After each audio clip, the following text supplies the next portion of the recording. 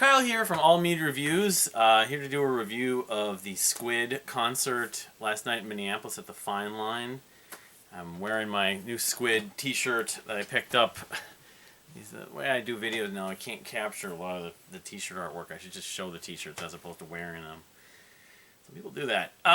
So, let's see here. How do I put it? I played the Fine Line. It's the second time I've been at the Fine Line last 2 weeks. It was a great show. It was a really fantastic, in some ways unexpectedly engaging concert. The opener, I'll just get to the opener quickly first. This band called The Water From Our Eyes? Water, something like that. Water from Your Eye. From Your Eyes, yeah. Who are they had 4 people on stage. I guess they're primarily just 2 members, though. They had a drummer and they had a bassist, but it's the guitarist and this singer. The singer, it's interesting. She's kind of non-binary. I think she's female. It's a she. I think it's a she, but I'm not sure. Maybe they. And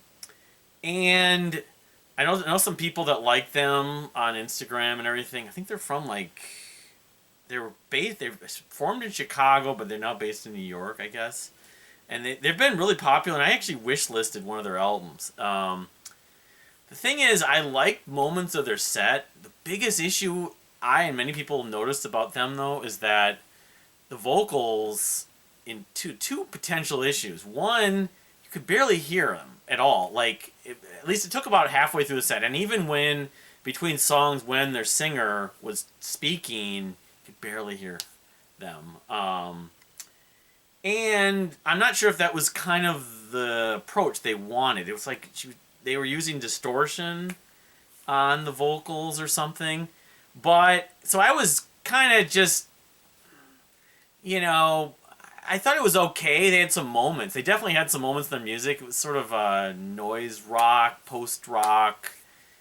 Kind of reminded me a little of Deerhoof, a little bit. But I'll admit, a couple of the songs toward the end had this great groove, and this piece where you actually could hear the singer sing, even though it was kind of quiet. I keep on saying they kept on doing these chantings and stuff that were kind of going with the music, with the guitar parts. It was they're atmospheric, and I mean, the best thing I could say about them, they had my attention for a while, and I'm interested in checking more of their music out. It may turn out that I could get more into them. Reminded me a little bit of my feeling of Thinking Plague at Nearfest back in the day. People hated them, but I actually kind of liked them, and I grew to listen to some of their music later and liked them a little bit more. Not that I ever became a huge Thinking Plague fan, but it was one of those bands where I thought, no, I can see why some people like this. This is just, it's not doing enough for me. And then I noticed certain things in their music that I probably will check out Water From Your Eyes' music. So they're getting on to Squid. This, I believe, is their first concert in Minnesota.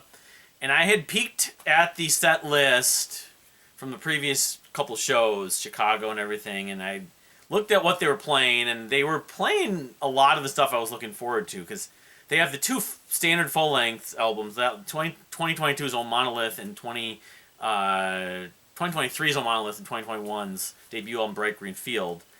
However, we get into the first couple of songs of their set. They're not following the set list that I looked at. So, which was both good and bad, actually. The biggest thing is, my favorite track from them is Paddling. I mean, I love a lot of songs from those 2 records that I know of. I mean, I'm not a massive Squid fan at this point, but I can say I've engaged. There's something new. There's something kind of unique. I mean, they have a post-punk element. They have a psychedelic element. And they had some more electronic elements on O Monolith from last year, and then the new single, known as Fugi Bin Song, or Fugi. So, okay, there's more to that, but let me just kind of go over more of what. So they changed the set list. It was different. They played paddling, but they only played like part of it, I think. At least what I could tell, at least. Um, they played the section that's so catchy and energetic that do do do do do do do, you know, and that the thing is like the vocal parts were done by like, the lead singer is this guy named Ollie Judge. Ollie Judge, I think that's his last name. Yes, and he's also their drummer. And the way they set it up, they had him in the middle of the stage playing, and he was playing and singing, kind of like Phil Collins or Andy Sturmer. He wasn't standing up like Andy Sturmer much, but Mickey Dolenz, Don Henley, you name it, the singing drummers. He didn't have this massive kit. In fact, I think the drummer from Water in Your Eyes might have had a bigger kit. It was pretty, but he did a lot. He was like Dino from Dredge in some ways, but I think some of the vocal parts I think were given to some of the other members, but I think he sings them on the albums. Again, I'm not certain of that. But it's a 5-piece band. They have, besides the singing, the vocalist, who's also the drummer, they have 2 guitarists, a keyboardist, and then a bass player who also plays trumpet. I mean, Louis Borlasse, Arthur Ledbetter, Laurie Nankerville. Laurie is a male. I was totally thrown off by that. I was telling someone on the line, it's like, they have a different bass player now? They used to have a woman? No, totally wrong about that. And then Anton Pearson.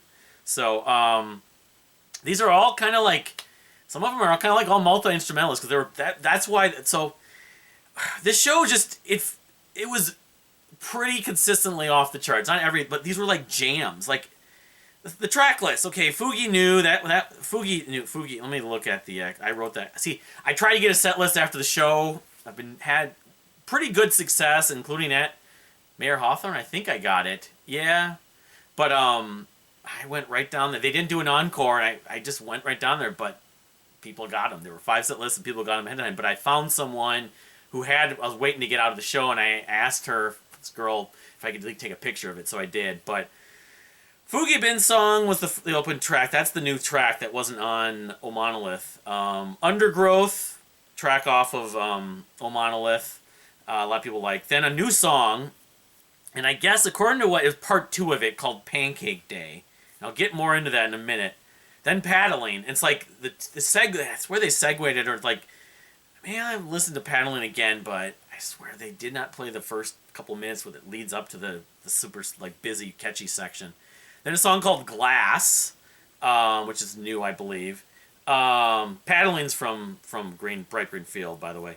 Then a song called Green Light, or Briar's Green Light. I'm not sure what that is. Green Light is a song off of, I wrote it down here. Where did I do with it? Let me go to my,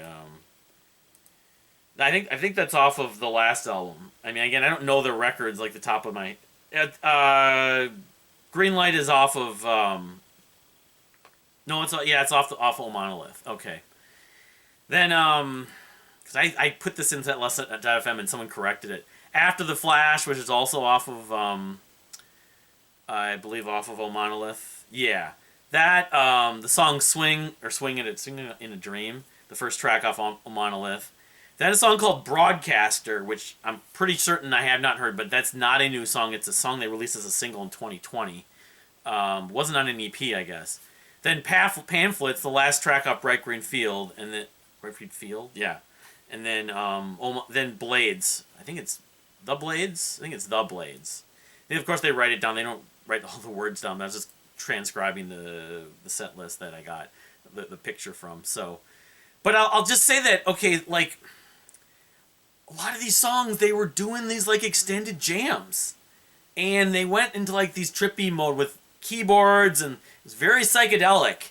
And some guitar textures. They used, of course, trumpet. They didn't use maybe as much of the horns as a lot of the stuff on the album has, but enough. I mean, they have the bass player plays trumpet. He played like maybe a flugelhorn or like a cornet. It was like more than one horn.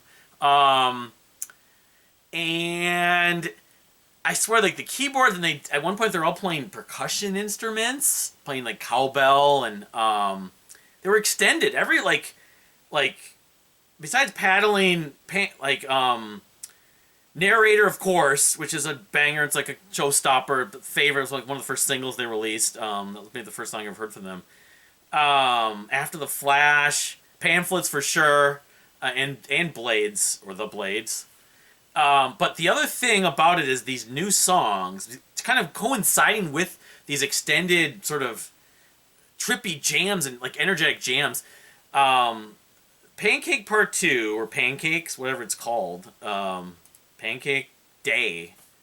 That's just weird because I have a picture of the set list. Someone corrected it as Pancake Day on whatever. Glass, I want to say Glass. I mean, I guess you could put Fugi in there because that's a new song too.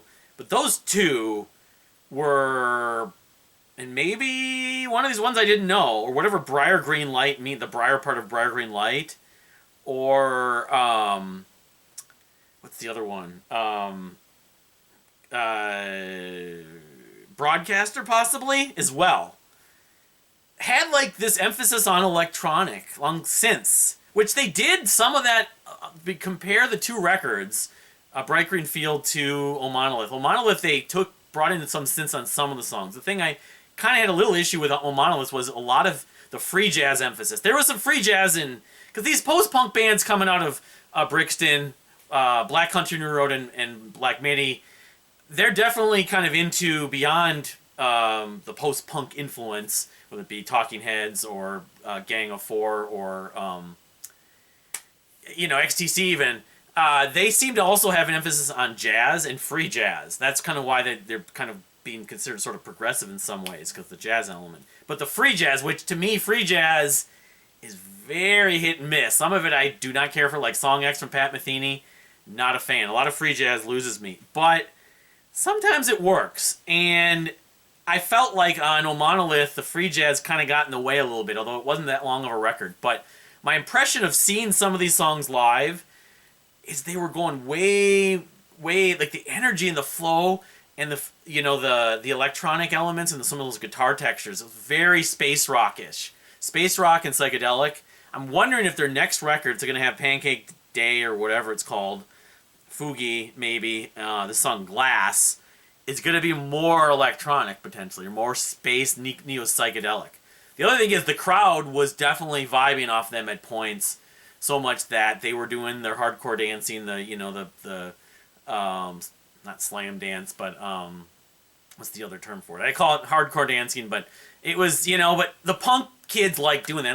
The kids, the demographic were definitely younger, and they've been played on Radio K, the college station, and on The Current, so not a ton. But my impression of how energetic and how kind of big their sound was, they would translate. I felt like that when I saw Block Party at First Avenue, that they should be playing arenas. I think to see Squid at like First Avenue's main room could be 2-3 times the level.